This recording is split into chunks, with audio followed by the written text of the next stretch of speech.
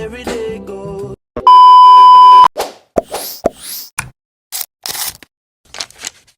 Assalamualaikum warahmatullahi wabarakatuh. Perkenalkan kami dari kelompok 1 mata kuliah TPAPM kelas T01. Nama saya Bulan Adwa. Nama saya Muhammad Faiz Arya Yudanta. Di sini kami akan menjelaskan terkait poster kitin dan kitosan bersama audiens kami. Izinkan memperkenalkan diri, saya Salsabila Karisawati dari program studi Agrobisnis Perikanan. Baik, pertama akan menjelaskan poster tentang kitin. Oke, di sini kami akan menjelaskan tentang pemanfaatan kitin untuk sistem penghantaran obat dan kemasan biodegradable. Untuk latar belakang sendiri, kitin adalah biopolimer alami dari eksoskeleton udang dan kepiting. Sifatnya biokompatibel, kuat dan mudah dimodifikasi, menjadikannya bahan ideal untuk aplikasi farmasi dan kemasan ramah lingkungan. Kombinasi dengan nanoteknologi meningkatkan efektivitas dan nilai aplikatif. Untuk tujuan pengembangannya mengembangkan produk inovatif non-pangan berbasis kitin untuk mendukung bidang farmasi dan pengemasan berkelanjutan. Drug delivery system, kitin dimodifikasi menjadi nanopartikel pembawa obat dan tujuannya untuk mengatur pelepasan obat dan meningkatkan bioavailabilitas. Kemudian biodegradable packaging. Kitin diproses menjadi film atau plastik alami untuk menggantikan plastik sintesis dan menjaga lingkungan. Kemudian bisa juga untuk nanokomposit kitin film, yaitu campuran kitin dengan polimer alami meningkatkan kekuatan dan ketahanan terhadap air. Baik, di sini saya akan menjelaskan tentang keunggulan produk. Di sini terdapat aman untuk tubuh, kemudian mudah terurai secara alami, efisien dalam pelepasan obat dan mendukung ekonomi sirkulus dan zero waste. Juga mengurangi ketergantungan plastik. Kemudian ada teknologi inovasi yang kami gunakan pada produk ini, yaitu menggunakan nanoteknologi, pembuatan nanopartikel kitin untuk penghantaman obat. Kemudian ada grafting polimer, modifikasi kimia untuk meningkatkan kelarutan, dan juga ada electrospinning, membentuk serta halus untuk kemasan kuat dan fleksibel. Mungkin dari audiens ada pertanyaan? Jadi di sini saya izin bertanya, bagaimana kitin yang tidak larut air bisa digunakan sebagai drug delivery system yang harus melepaskan obat di dalam tubuh? Oke, saya izin menjawab ya. Kitin dimodifikasi menjadi kitosan melalui deasetilase yang membuatnya larut pada pH asam 6. Dalam drug delivery, kitosan membentuk nanopartikel yang responsif terhadap pH, stabil saat penyimpanan pH netral, tapi larut dan melepaskan obat saat mencapai target seperti lambung pH 2-3 atau jaringan inflamasi pH 5-6. Kecepatan pelepasan dikontrol melalui derajat deasetilase dan cross-linking. Baik, cukup. Ada pertanyaan lain? Cukup, itu saja. Terima kasih. Baik, terima kasih. Oke, perkenalkan nama saya Hafid Ramdhani. Perkenalkan, nama saya Alina Deviani. Oke, kali ini kita akan menjelaskan tentang kitosan. Nah, kita sudah bersama audiens, yaitu boleh perkenalkan nama? Perkenalkan, nama saya Arsadinatra Aditya Rahmat dari Prodi MSP. Baik, di sini saya ingin menjelaskan inovasi produk edible. Nah, untuk latar belakangnya itu kitosan itu berasal dari limbah kulit dari udang ataupun sejenis Crustaceae yang berpotensi besar sebagai sumber kitin dan kitosan. Nah, ini dari kulit udang kemudian melalui proses dan menjadi bubuk seperti ini. Dan keduanya ini memiliki sifat biodegradable yang antimikroba dan biokompatibel sehingga ideal untuk dikembangkan menjadi berbagai produk yang inovatif. Kemudian potensi besar ini digunakan dalam industri pangan sebagai bahan edible film dan edible coating. Nah, untuk edible film contohnya seperti ini buat kemasan. Terus kalau edible coating itu untuk melapisi produk biar agar tahan lama seperti itu. Oke, selanjutnya kita kan udah memproduksi dari kitosan sendiri. Untuk tujuan pengembangannya itu yang pertama ada edible film. Nah, edible film ini adalah lembaran tipis dari larutan kitosan yang dapat dimakan. Selanjutnya ada edible coating, yaitu lapisan tipis langsung pada permukaan buah, ikan ataupun daging. Selanjutnya ada nanofilm dan juga kitosan. Ini adalah modifikasi dengan nanopartikel logam. Selanjutnya itu kenapa sih kita harus mengembangkan kitosan itu? Yaitu yang pertama dapat mengurangi penggunaan plastik dan menjaga kualitas makan. Kedua, memperpanjang umur simpan dari pencegahan oksidasi dan meningkatkan aktivitas antimikroba dan ketahanan mekanik. Sehingga kalau kita menggunakan kitosan itu, kita akan mengurangi sampah plastik yang ada di Indonesia ini gitu. Nah, lalu selanjutnya ada inovasi teknologi. Yang pertama, nanoteknologi itu membuat film kitosan lebih kuat dan anti mikroba. Lalu yang kedua itu blending polimer, yaitu kombinasi dengan gelatin atau pati untuk fleksibilitas tinggi. Yang terakhir itu penambahan zat aktif, yaitu minyak atsiri, antioksidan alami atau enzim untuk fungsi tambahan. Selanjutnya yaitu ada keunggulan produk.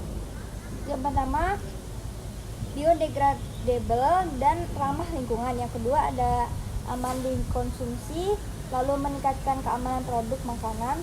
Yang keempat, mengurangi limbah plastik, dan yang terakhir memperpanjang umur simpan pangan. Oke, jadi secara garis besar dan juga itu tadi apa sih kitosan itu dan juga manfaat bagi dunia. Nah, kenapa sih kita harus mengembangkan kitosan ini? Karena kita kan lihat sendiri di Indonesia ini banyak sekali penggunaan plastik dan lain sebagainya yang membuatkan pencemaran pada lingkungan. Nah, setelah Masnya tadi menjelaskan penjelasan apa sih itu kitosan dan apa manfaatnya, barangkali Masnya ada pertanyaan atau tertarik dengan kitosan itu bisa disampaikan. Baik, saya akan tanya tentang kitosan ini sendiri. Yang saya tanyakan yaitu kitosan larut di pH asam yang kurang dari 6 itu bagaimana bisa coating pada buah pH netral seperti pisang pada yang umumnya yaitu pada pH 6 sampai 7. Apakah bisa dijelaskan secara Baik, izin menjawab. Untuk kitosan itu dilarutkan dalam asam asetat 1% dengan pH 4-5. Setelah diaplikasikan dan dikeringkan, itu asam menguap, tapi untuk film kitosan sudah terbentuk solid dan tidak larut kembali. Nah, untuk alternatifnya itu untuk dimodifikasi menjadi kitosan yang larut pH netral, blending dengan alginat atau pektin setelah di-coating, sehingga coating tetap efektif pada pisang meskipun pH tidak optimal, mengurangi respirasi 40% dan memperpanjang sampai 5-9 hari. Oke, sedikit menambahkan ya Mas. Kenapa ini bisa dapat memperpanjang umur simpan? Karena pada dasarnya buah atau ikan dan lain sebagainya itu kan gampang mengalami oksidasi, yang dimana itu bisa disebabkan dari udara dan lain sebagainya. Nah, fungsi dari edible coating ini sendiri itu melindungi buah tersebut atau ikan tersebut agar oksidasi itu tidak langsung masuk gitu. Jadi dilindungi oleh kitosan itu tersebut. sendiri? Ya. Barangkali ada pertanyaan lagi atau cukup atau sudah cukup menjelaskan dari pemaparan poster tersebut. Oke, kali ini kami akan menjelaskan tentang kitosan. Kita sudah bersama audiens kita, yaitu bisa perkenalkan Mas? Perkenalkan, nama saya Ahmed Aldo dari MSP 23. Baik, di sini saya ingin menjelaskan mengenai inovasi produk edible berbasis kitosan menuju pangan aman dan ramah lingkungan. Nah, apa sih itu kitosan? Kitosan itu merupakan limbah dari kulit udang atau dari hewan yang krustasea yang berpotensi besar sebagai sumber kitin dan kitosan. Nah, ini adalah kulit udang kemudian dilalui proses sehingga menghasilkan bubuk seperti ini berwarna putih. Nah, keduanya ini memiliki sifat biodegradable, antimikroba dan biokompatibel sehingga ideal untuk dikembangkan menjadi berbagai produk inovasi. Potensi besar ini digunakan dalam industri pangan sebagai bahan edible film dan edible coating. Nah, untuk edible film seperti ini, seperti pengemasan, dan untuk edible coating ini untuk pelapis buah ataupun ikan sehingga untuk memperpanjang masa simpan. Oke, jadi tadi kan udah dijelaskan apa sih itu kitosan. Kita kali ini akan membahas tentang tujuan dari pengembangannya, yaitu yang pertama ada dijadikan sebagai edible film. Edible film tersendiri itu adalah lembaran tipis dari larutan kitosan yang dapat dimakan. Selanjutnya yaitu edible coating, yang dimana adalah lapisan tipis langsung pada permukaan buah, ikan, ataupun daging yang akan dilakukan agar dapat mempersimpan daya tahannya. Selanjutnya yaitu nanofilm kitosan. Nanofilm kitosan sendiri itu adalah kitosan yang dimodifikasi dengan nanopartikel logam. Nah, kenapa sih kita harus mengembangkan kitosan itu sendiri? Karena ini dapat berdampak besar bagi dunia, yaitu yang pertama dapat mengurangi penggunaan plastik dan menjaga kualitas makan. Selanjutnya memperpanjang umur, simpan, dan mencegah oksidasi. Selanjutnya yaitu meningkatkan aktivitas antimikroba dan ketahanan mekanik pada bahan makan yang akan diawetkan itu sendiri gitu. Lalu selanjutnya ada inovasi teknologi. Yang pertama yaitu nanoteknologi, yaitu membuat film kitosan lebih kuat dan anti mikroba. Yang kedua blending polimer, yaitu kombinasi dengan gelatin atau pati untuk fleksibilitas tinggi. Lalu selanjutnya yang ketiga penambahan zat aktif, yaitu minyak atsiri, antioksidan alami atau enzim untuk fungsi tambahannya. Selanjutnya keunggulan produk. Yang pertama yaitu biodegradable dan ramah lingkungan. Yang kedua aman untuk dikonsumsi. Lalu yang ketiga meningkatkan keamanan produk makanan. Yang keempat mengurangi limbah plastik. Lalu yang terakhir memperpanjang umur simpan pangan. Oke, jadi kan tadi udah dijelaskan apa sih itu kitosan dan apa gunanya dan lain sebagainya. Kenapa sih kita harus mengembangkan kitosan tersebut? Karena kita tahu sendiri kan Mas, sekarang dalam dunia ini kita menyimpan makanan atau apa-apa itu serba menggunakan plastik. Benar. Iya. Yang dimana itu akan merusak lingkungan kita. Nah, tujuan kita itu adalah mengurangi sampah plastik dan juga kelebihannya yaitu kita dapat memperpanjang umur simpan itu tersendiri gitu. Nah, dari penjelasan ini tadi, apakah Masnya ada yang perlu ditanyakan atau apa? Ya, tadi saya mendengar edible coating ya. Ya. Apabila edible coating itu sudah aman dikonsumsi, mengapa perlu standar migrasi dan uji toksisitas? Baik, saya akan menjawab pertanyaan dari Masnya.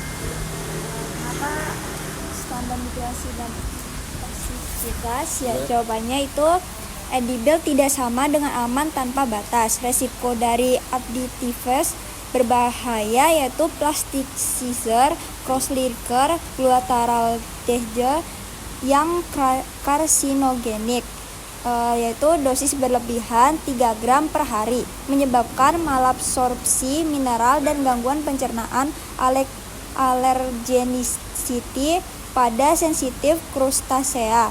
1/2% populasi, 1-2% populasi. Kontaminan proses residu NaOH atau HCl, logam berat dari laut tercemar. Efek jangka panjang oligosakarida pada mikrobiota usus belum jelas. Standar BPOM maksimal 15 mg per kg. Berat badan per hari, heavy metal 10 ppm. Oke, jadi sedikit menambahkan ya Mas. Kenapa sih kita perlu mengolah? Karena kita kan ini awalnya dari cangkang-cangkang ataupun krustasea, yang dimana itu pasti mengandung senyawa-senyawa yang kita tidak ketahui, yaitu seperti senyawa yang toksik atau gimana. Kita melakukan pengolahan ini yaitu menghilangkan senyawa-senyawa tersebut agar pada saat kita gunakan untuk menyimpan bahan makanan atau sebagainya itu tidak mengganggu bahan tersebut dan dapat mengawetkan gitu. Oh ya, cukup menjawab sih Mas. Oke, terima kasih. Baik, itu tadilah presentasi dari kelompok kami, kelompok 1 TPHPM. Sekian dari kami, terima kasih.